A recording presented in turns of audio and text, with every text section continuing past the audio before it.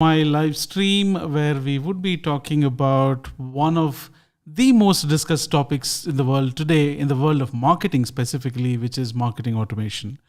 There's a huge myth revolving around marketing automation to date, and it is saddening to see that because marketing automation is often looked at as an unwanted activity or some activity that does not directly affect my ROI as a business owner. You could not be farther away from truth with this assumption because marketing automation has a lot of things to do apart from automating just emails. Now, so much so that the role of a performance marketer in the past involved about strategizing your marketing campaigns, coming up with a few keywords, coming up with ad creatives, analyzing your results, etc. With emergence of marketing automation and AI, the role is enhanced now. It is not just limited to campaigns anymore. Marketers, especially performance marketers today, are allowed or given the flexibility to just go a step beyond running campaigns and look at how it is impacting the entire customer journey or your marketing funnel. So let's clear the myth away, which is just automating a few emailers here and there is not what marketing automation is anymore. And let's jump into into understanding what marketing automation is if it does not involve just automating emails, right? All right, so let me get this straight. Okay. All right, so that's where we are right now. Key tips for successful marketing automation, perfect for businesses and marketers. The why and how before you begin your marketing automation journey is exactly what we would be talking about. Now, as I said, marketing automation is one activity which encompasses a lot of activities hidden or layered inside market under the cloud of marketing automation. Basically, it talks about three things. What messages do you want to send your customers? To what segment do you want to send these messages? And what do you want to trigger these messages? Do you want to just go ahead and blast it out to everybody? Or do you want to showcase these messages when a certain activity happens? For example, when somebody in my emailer clicks about how does my product work, then I need to send them an email about how does it work. If when somebody clicks on a link in my email which talks about happy customers who 2x their revenue or who 10x their revenue, that tells me that I don't want to send them any random email now, but I want to send them specific messaging that talks about testimonials now. So this is how your activities will differ depending upon the trigger that initiated it. What did the customer interact with? What did the customer click upon? Now, this is how your marketing automation is changing your entire strategy or the funnel across the funnel of your marketing campaigns, right? Now, let's get the myth out of the way. It is not just automating emails. Marketing automation involves much more than that, which is CRM automation. You can automate your social media. You can automate your ads. You can automate your mobile marketing. You can even automate tasks depending upon your marketing analytics, which is the metrics. You can automate email marketing, of course. Then you can automate your lead management. You can also automate your omni-channel automation. So let's put it into a better format, which is if you look at the 8 types of marketing automation, there can be more or less than 8 depending upon which way you're strategizing and which way you're classifying them. But broadly, these are all the activities that you could go ahead and automate. When you talk about CRM automation, you're talking about streamlining tasks. When there is a customer call initiated, what email has to go out?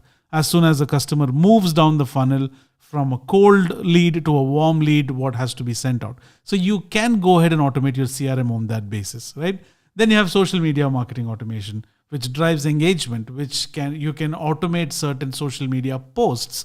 For example, there is a Thanksgiving sale which is going on, and you can go ahead and make certain posts regarding certain Thanksgiving offers automatically without you having to be present there physically, right?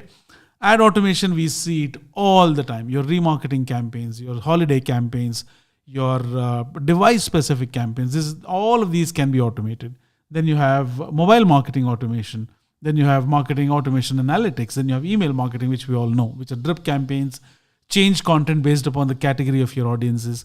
Then you have lead management, which is you have audiences across your funnels. What sort of audiences, what sort of emails do you want to send them? Do you want to send them direct sales emails or do you want to send them nurturing emails, right? Omni-channel automation, simply put, is a unified approach of your all channels as in one picture so that you can get a 360 degree of what is happening across all your marketing channels. All right. Now, what do you need automation with? These are certain questions, or these are 10 tips. I somehow forgot the numbering, but this is exactly what you can go ahead and look at. Now, we are going ahead and talking about 10 tips before you automate, that you should be looking at, which is the first thing that you need to ask yourself is, why do you need automation? What do you want to automate? What are you trying to achieve out of this?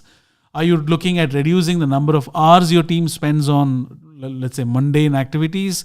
Or do you want to look at increasing your ROI? Do you want to decrease your spends? Or do you want better engagement? Why do you want to automate? Most of the time, sadly, entrepreneurs and business owners get into this mindset that my competition is running these email marketing campaigns, I should be doing it. No, that is not how you go ahead and look at your automation. You look at automation specific to your business. What do you want to achieve? What do you want to save? What do you want to, let's say, multiply? What are your bigger goals, right? Do you want to achieve more ROI, decrease costs, increase engagement, nurture better emails? Last quarter, I moved, let's say, 20% of people from a cold audience to a warm audience.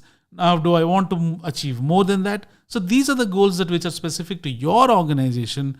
There is no way in this world you can achieve a concrete answer by looking outside your business ecosystem. You will have to look within your ecosystem to understand why you need this specific automation, right? The second thing is quantify your findings. Once you have identified what do you want to achieve, assign a number to it. Do you want to increase it by 20%, 30%, 40%, 50%, 100%, 300%? Doesn't matter, right? You need to quantify whatever you have decided that you would want to achieve in the previous step and identify assign a number to it, right? And enable your campaigns to achieve this feat because you will have a sense of direction that way. The third thing is start small. Do not go ahead and invest tens and thousands of dollars in buying these tools and setting up automations that you may not even need, right? If you are a simple, let's say, e-commerce business provider, maybe you don't need a CRM at the moment. Maybe if you have 1,000 people in your email list, and if you're an online course provider or a content creator who sells a course with just 1,000 people, maybe you don't need to invest in a $10,000 CRM, right? Maybe you don't need a Salesforce account. So basically start small, identify areas where you need automation and invest accordingly, right? This is one mistake that I did early on. Even before I had any customers, I thought I need an email automation, which is ConvertKit, which is a very expensive at that point in time, to go ahead and send out these emails. Well, I had no list to start with, right? So this happens all the time to us because we are so busy looking at the outside world. Do not fall into the trap. Start small. Use automations specific to your business. Do something only when it demands a particular tool or an activity. Otherwise, don't do it just because your competition is doing. All right. Think nurturing as the immediate goal and not sales. Everybody will tell you that you need marketing automation to grow sales. True, but not increase sales immediately. You investing in a marketing automation, sending out 1,000 emails may or may not, well, most often than not, it will not generate immediate sales. Sales is a byproduct of your nurturing. So the primary purpose, which I think most of them will hate me for this, but the primary purpose of marketing automation is not to push sales, is to leverage what you have and nurture these emails, right? Identify your system, look deep into the system and try what each of these audiences need at scale. Send out effective communication on that. Marketing automation, ladies and gentlemen, simply put, is showing the right message to the right person at the right time. That's all it is.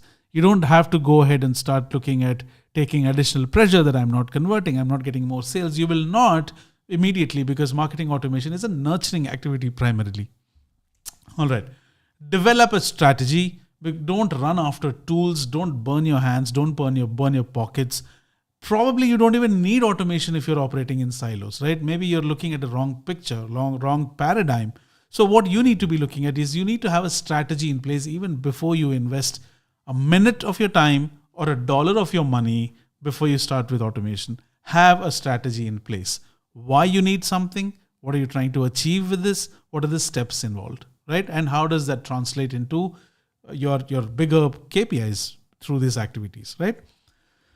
Focus on your social media presence. Be there when users look for you. One common mistake that I see with clients is they are busy sending out, let's say, hundreds of thousands of emails every month, but then their social media presence does not speak that volume. Now, when you say that you don't need to be a huge social media influencer, but you don't want to be having a post on your Instagram that is, let's say, 6 months old. When you have sent an email today, people expect that you're very active on social media. So make sure your social media presence, big or small, doesn't matter, but you need to be consistent in posting. Give the feel that you are bothered about your social media and you have not left it without any activity on that, right? All right. So build your list eventually, because ultimately your automation is about optimizing your list, giving categories of that list or segments of your audiences what they want, which is appropriate, right? So build that list. If you're not personalizing, you're always an outsider to your customers. Personalize. That's the key. Now, you don't want to be sending out mass emailers, or you don't want to be sending out a feeler that you're just not bothered about people's individual concerns. There is no point in sending a general email with 5 different activities that the customer has to go ahead and browse and choose what applies to him. When you know that the customer, if you have created your funnel properly, if you have segmented your funnel properly, you will exactly know what to send to people at what stage. So don't confuse them. Don't send them. It'll backfire most of the times, right? So people will get pissed off that you're not even bothered about sending them the right piece that you said that you would send them. So basically, if you're not personalizing, don't fall into the trap of more number of emails will only win. It will win, but provided it comes with the right strategy, right segment, right messaging, and the right time, right? All right. Don't sweat the tools. Tools are a mere medium, nothing more than that. Focus on the strategy instead. ConvertKit or Constant Contact, ultimately, more or less, they do the same job. But don't sweat the tools, because tools are not a big differentiator. Your message is, your strategy is. What you do after the sale happens is the biggest differentiator. Automation, agreed, it is a tool to nurture. Agreed, it is in a way help in your ROIs and sales to go up. But once that happens, if you don't focus on the post-purchase support or post-purchase communication with your customers, they don't quite feel delighted. And your job, ladies and gentlemen, in 2023, especially with technologies like AI and automation, your job is to delight the customer, have him at the center. He is the centerpiece around which everything should revolve. So make him feel that, right? So you need to invest your automation efforts equally, even after the purchase, like how you did before the purchase happens, right? So this is something that you would want to pay attention to. All right, that's about it. And I hope these 10 tips or 10 key tips that you need to keep in mind while running marketing automation campaigns would really help you fulfill a lot of activities that will contribute to your end goal of ROI or engagement or whatever it is. Thank you so much. My name is Casey. You're watching Marketing Think Tank. Stay tuned for more videos like these. Thank you so much.